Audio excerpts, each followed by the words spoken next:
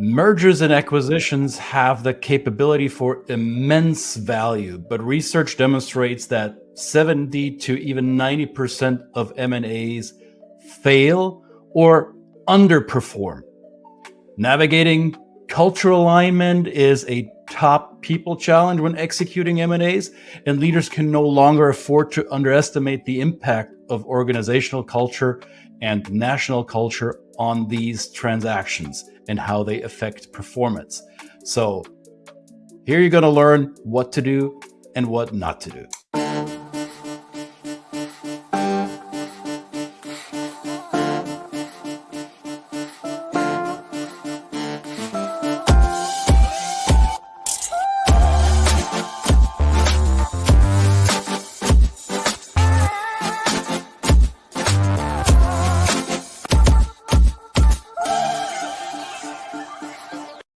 Yes, welcome back to Two Chaps, Many Cultures. Interesting stat, isn't it? Failure, constant failure. Of course, we don't want to always talk about failure. We want to talk about what we can do to alleviate that failure. And when it comes to mergers and acquisitions, which are really great ideas, this is the way that companies grow. It's the way that they develop new markets. It's the way that they bring on new people, new inspirations, new ways of growing.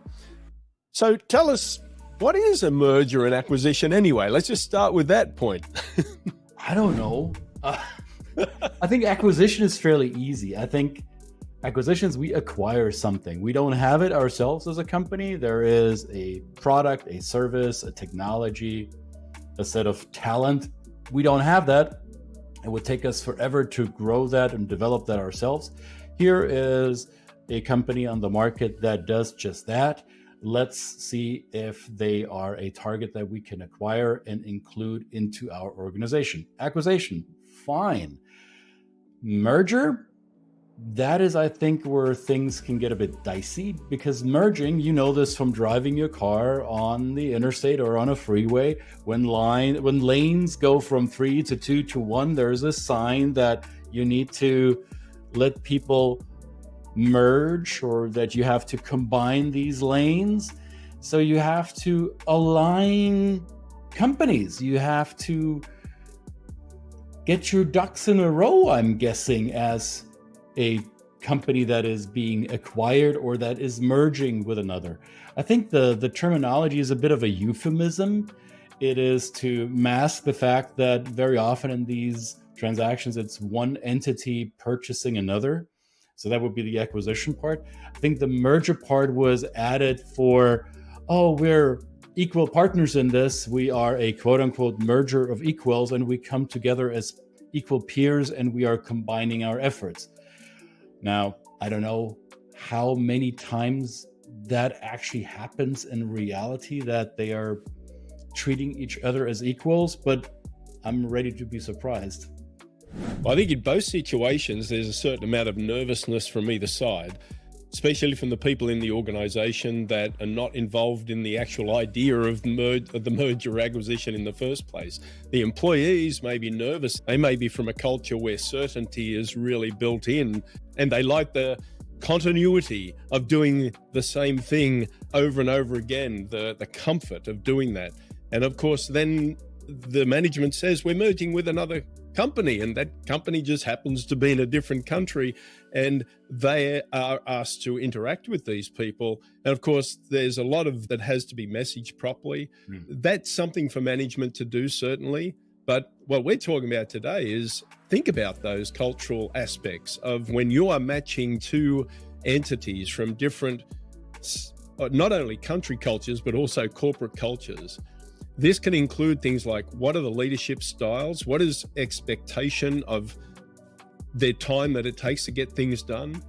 What are the ways that people communicate? What tools do they use? What technology do they use to communicate? And all of these things can be influenced by culture. Yeah, and very often the decision to combine two organizations for a better business outcome are driven by the numbers, is by how much more revenue could we generate? How much could we reduce our headcount and expense on talent? How much could we reduce our shared services? How much new market share could we add? These are all numbers games, and that's all economically sound. We're not shaking any of that. That's the reason why a merger even begins or is in consideration.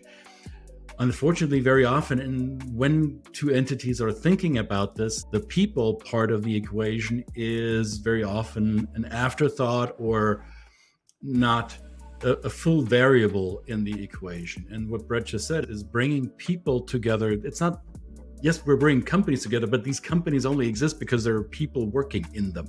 And if you want to bring the people together, you need to look at how that works, because a culture isn't only defined by the name of the country on the passport or the flag pin on the map. It is the rules of engagement within an organization. Which behaviors are rewarded, which behaviors are sanctioned, what makes you a hero in the company, what makes you somebody that needs to lean in to learn a little bit more in order to perform to the expectations of the rest of the group. There are so many behaviors that are inherent to a company that when you bring two companies together, this should be top of your agenda. And there are plenty of stories of these M&A activities gone wrong. They have made it into the study books. People at university learn about these quote unquote failed mergers. I wouldn't call them failed.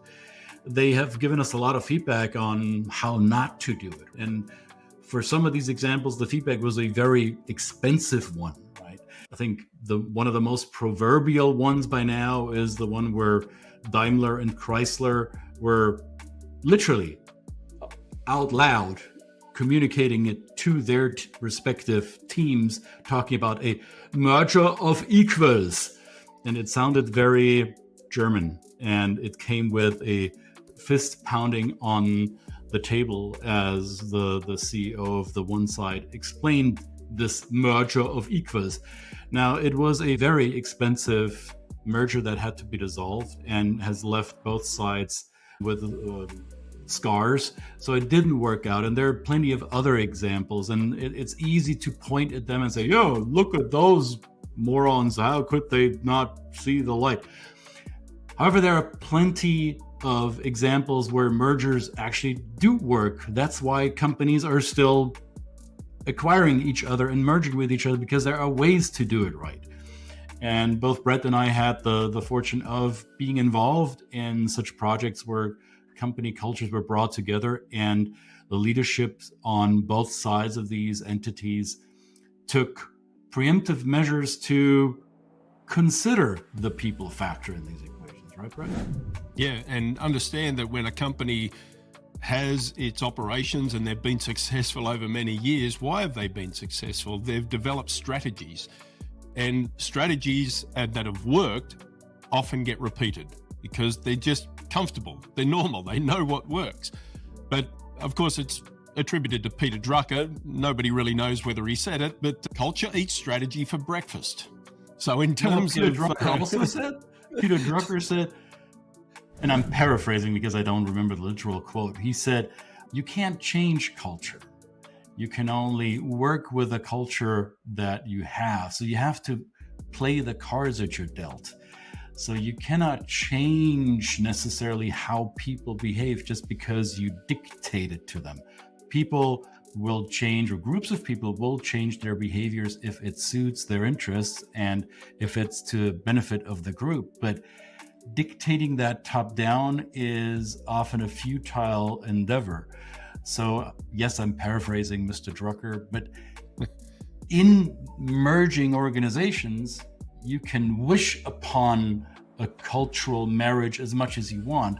It needs to work for both sides, and you need to incentivize it, or you need to build enough bridges for the people in these organizations to cross to each other's sides. Yeah, absolutely. So that strategy that worked in the past, you may have to adapt a little bit. It actually may mean developing a new strategy that is developed specifically for the the goal of merging successfully or acquiring a company that you see as valuable. So culture is an important part of this. And we see this many times, even between individuals that move countries. And when we work with, you can see it just in the personal relationships, of course. And that's really where the core, where it starts.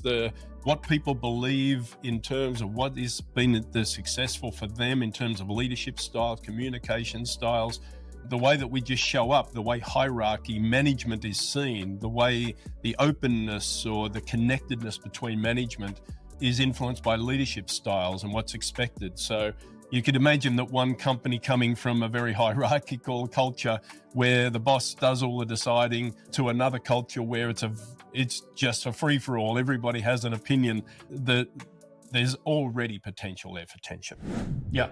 And you might want to watch one of our previous episodes where Brett and I were exactly talking about the different leadership styles around the world. So this very much plays into these considerations when two companies or even more companies come together. I'm currently involved in what is not a technical M&A process. It's a 3 entities of the same conglomerate on 3 different continents are reorganizing the company structure. So you have an Asian parent company and their subsidiaries in South America and one in North America. So we have 3 parties coming together and having to align these leadership processes and principles as well as the communication internally and to the customer. Very interesting conversations to be had. And you could argue that, yeah, we should then, in our M&A process, we should bring in somebody like Brett or Christian to help us with that culture piece. Yes, you should. Both Brett and I will say, yes, do that. And shameless, because that's what I'm known for. I'm really shameless. You should meet me in private. Now, I think you can do even better than that, because this topical application of, we're going to need some culture consulting because we're bringing these entities together. Yes, that's a good starting point. I think one of the best examples I've had in my practice that could serve as a best practice even was the acquisition of a production site in Europe, Northern Europe, done by a North American conglomerate in the packaging paper industry. I'm not going to mention any names. So there's one of the global players in paper and packaging, and they're buying a $700 million plant in the south of Sweden. And this conglomerate that was the buying entity, was the buying partner, had done this before. They have bought paper mills and other production sites around the globe, and they remembered when it didn't work. And they fell flat on their faces before and still had the bruises and still had the scars to show and to talk about these stories or these transactions that didn't yield the results that the company had wanted. So would you say that it looked good on paper, but it didn't work out so well? Yeah, yes. I couldn't help it. It did. And what they did instead this time around was that we want to accompany this the right way from the get-go with every stakeholder involved, and that includes the human factor, the culture piece. So a consortium of consultants, including myself, was part of this process from the very beginning, when the purchasing party and the acquisition target, were not even allowed to talk to each other for regulatory reasons. We were given access to both sides, and we were able to consult both parties to the extent of when would the corporate veil be coming down, when can they talk to each other, how do we moderate these conversations, how do we help facilitate these internal conversations, how do we help the respective players adjust their leadership styles, adjust their behaviors, adjust their expectations to the desired outcomes of the merger. It was a very rewarding project. It took a long time, like M&As do. They are not a one and done process. When you see the news online or in media, say, well, companies. ABC is purchasing company 123 for $7.5 billion. Big headline news. That sounds like a flash in the pan. It's a once and done. It is a 18 months and more process, depending on the scope of the project, until the merging is beginning to be complete. It will sometimes take years for it to complete. So the best thing is to plan. It's that investing in the time ahead of time as you're leading up to a considered merge, or even in the process of perhaps the negotiations. If you have somebody that's culturally in the room with you that can give you some context about what you're seeing when you're actually in the negotiation stage even, but you're talking to counterparts from a different culture, a different language, a different framework, and some of these real things that you can notice will be in that stage before you even decide that you're going to write a check or you're going to actually open up and, as Christian says, remove that veil. This can be done by the management to notice what's going on the other side and how can we actually match those cultures together to make for an effective merger when it all comes to fruition.